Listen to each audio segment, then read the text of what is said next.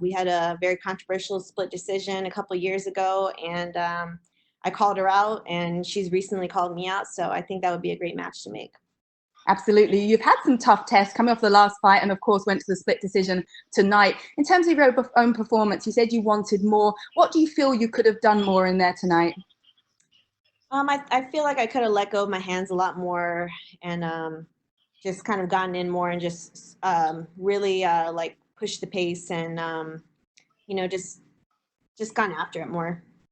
Was it difficult to get the takedowns? It was. I would definitely say she was very good at like moving on her feet and very elusive. Like she was good at keeping that social distance. Like every time I went in, she would like back up and just, you know, just kept that range. So it was a little pretty difficult to get her down. Everyone's been practicing that social distancing. It's playing out in the fight, hey? Talking of which, what was it like having no crowd in the arena? I know you've been used to tough and you know, not particularly having too many people around with that, but when it comes to a big event like this, a pay-per-view, how did that feel? It was a little bit different because, you know, tough was we had such a short walk, and this was like the same walk we normally do, like that big long, you know, walkway, but just it was like I tried to tune people out, but it was weird not having to tune anybody out. It was a little strange for sure. Well, you always show us your toughness, and thanks for putting on a great show tonight. Best of luck with the next one. Thanks so much. Next, we have James Lynch from The Score. Hey, Carla, congratulations on the victory. When they said 30-27 on the scorecards, how nervous were you? Because you never really know what the judges sometimes. I'm not gonna lie. I was lightweight freaking out. You know, because if somebody saw it like that one-sided, then you know it's kind of scary when another judge might think they got 2 rounds, or you never know. And I was definitely pretty worried, but fortunately they read him out pretty fast, so was able to get that win. You've been on a roll, like Caroline mentioned in that question, 3 straight fights. Has there been anything that you can cite that has really changed things for you? Because you've really looked incredible over these last couple fights. Thanks so much. I think after I lost 2 in a row, that was my first time in my career ever losing 2 in a row. And to me, that meant I had to really step back, go to the drawing board and make some adjustments and evolve. So I really just took a good amount of time off, and I think I made a lot of adjustments, and I think it's shown. And you mentioned Claudia Gadelha. She's actually fighting Angela Hill. Would you want the winner of that fight, or is there another opponent that would come to mind? Oh, I'll take the winner of that fight. I've actually fought both of them, so you know, I'm definitely game for that. And last one for me, how close do you feel like you are to getting a shot at that title again? Because, you know, it's a division that, you know, right now is, you know, has a lot of contenders, but obviously you just fought tonight, so you're kind of on everyone's mind. You know, I'm always trying to work my way towards that. I think I've always been, you know, not too far away in the talks. I think, you know, always about a fight away, or, you know, I'm on a 3-fight winning streak. So, you know, I'd love the opportunity to get back in there. This division is so deep and so tough. Like the top 5, top 10 is just always so, you know, so difficult. And it's always like crazy fights and crazy wins. You know, it's always being changed around. So you never know what can happen, but I would definitely love to have another shot. Thank you. Next, we have Heidi Fang Devine from Las Vegas Review-Journal. Hi, Carla. I was curious, just from your end, you talked about being able to hear more. How much did it help you to hear the commentary? I had seen something that you kind of heard something Daniel Cormier said and you reacted to it.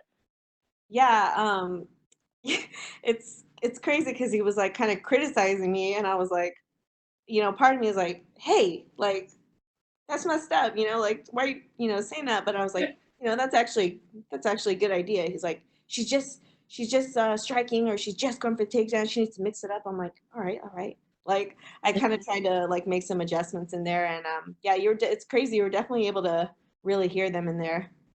So what do you have planned as far as like wanting to fight again? Are you thinking like getting right back in there, or is it something like just kind of due to the situation and all around us, like this was the one for you that you would come out to do right now? I never like to look too far ahead. I would definitely like to. It's been a really long camp, to be honest. Like I've been preparing for this fight since like early January. Like I think I found out January 4th, so it's been like close to like 4 months of training, and you know, just mentally, I think I would like to take a little bit of a break, a couple weeks, kind of just chill mode, like pretty much everyone's been doing in quarantine, Okay. but I haven't really gotten to super chill because I've been training hard for this fight. So yeah, I think like a little bit of time off, and then I would definitely like to get right back to it. Great. Thank you, Carla. Thank you. And last, we have Gabriel Gonzalez from Cageside Press. Hey, Carla, congratulations. I just want to ask, what are your thoughts when you're hearing one scorecard 30-27 for Michelle and then another one 30-27 for you? I'm not gonna lie, I kind of freaked out for a second there. It's kind of scary because if somebody sees it that one-sided, then you don't really like know how it's gonna come out. And it was crazy that one judge saw, I think one judge gave me all 3 rounds too. So it was kind of like very lopsided judging, and I'm not sure how they've been calling the fights like all night. But I thought that was a really weird call, and it definitely freaked me out. A lot of people noticed in the 3rd round, we just saw a really significant uptick in your volume. Was that the advice in the corner, or was it just that sense of urgency going into that last one? Yeah, my coach, Colin Oyama, told me, he was like, yeah, you really need to pick it up this round. You won that 1st round. 2nd round was questionable. You need this round. Give it everything you have. Put out the gas tank. Like, let's go. So, I just really pushed it. And one time my coach yelled at me like I had a good, strike. He was like, more than one. I was like, okay. Like, so I really just try to put it together and listen to my coach. Finally, the fight was previously scheduled for the Portland card. Can you just talk about the changes that you had to make in terms of grabbing training partners and everything else in terms of the camp and the shortened one? Yeah, in the beginning of my camp, like a lot of my training partners and a lot of my coaches were like not a part of it. I was lucky enough that one of my coaches came out of came out of quarantine to come help me once we got rebooked the fight. My coach Matt and my coach Colin Oyama stuck with me through the whole thing, and we were training hard the whole time. Awesome. Congratulations again. Thank you. Well, I guess we have one more. Danny Segura from USA Today, MMA Junkie. Hey Carla, I just have a couple questions about the crowd. Would you say you fight better with or without the crowd? Like, how was your experience? I don't know. It's hard because I don't have a lot to compare it to. I mean, I had 3 great performances on The Ultimate Fighter, no crowd, and this performance was, so-so. So I don't know. I guess I'd have to, I'd have to ask others like what they really think. And I haven't seen the fight yet, so I would say like I wish I would have done better this fight. Definitely the crowd I feel like can pump you up sometimes. Like if there's ever like like not much going on in the fight, they're like, let's go, hurry up, and I feel like that definitely pumps you up. Or if somebody's going for a submission or has like let's say I get on top and I land a nice elbow and they're like, yeah, like it really pumps you up. So I definitely miss fighting in front of a crowd, but hopefully, fingers crossed, this quarantine thing will be over sooner than later and next fight.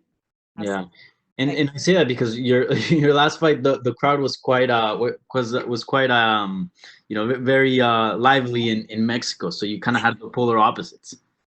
You know what? Actually, now that you mention that, I'm actually stoked that I didn't have a crowd this fight because the last, I feel like I have like a little bit of traumatic experience from last time because fighting like the hometown star in Mexico City, and I had a beer poured on me as I was walking out after the fight. Like it was crazy. So I would definitely say that I'm kind of happy that it was nice not having like any hate or any beer poured on me. Yeah. And just lastly for me, do you think it makes enough of a difference for it to be something to focus on and try to prepare for? Like, could you see the lack of crowd potentially influencing an outcome of a fight? That's really hard because, how do you truly prepare to be in this scenario, like at a fight, other than just being here? I mean, you can't replicate, a huge stadium. Like, it's not like we can go train, at a stadium because nobody's even allowed in these places. So, and it's at the gym, it's just usually your teammates. So I would say everything's worth trying to prepare for. I would say it's probably pretty difficult to prepare for like a circumstance like this. Okay, thank you, Carla, and congrats. Thank you. Thank you, Carla. You are finished. Have a great night.